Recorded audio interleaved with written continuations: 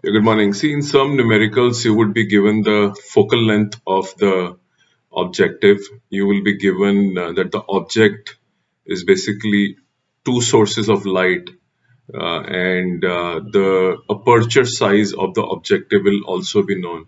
So you will be asked, what should be the minimum resolution of the microscope to be able to see the two light sources clearly.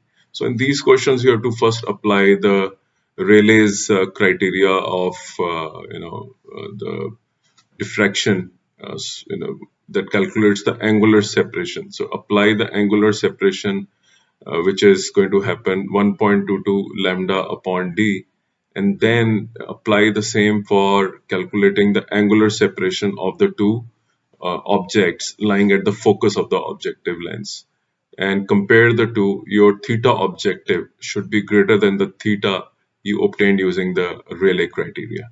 Thank you very much.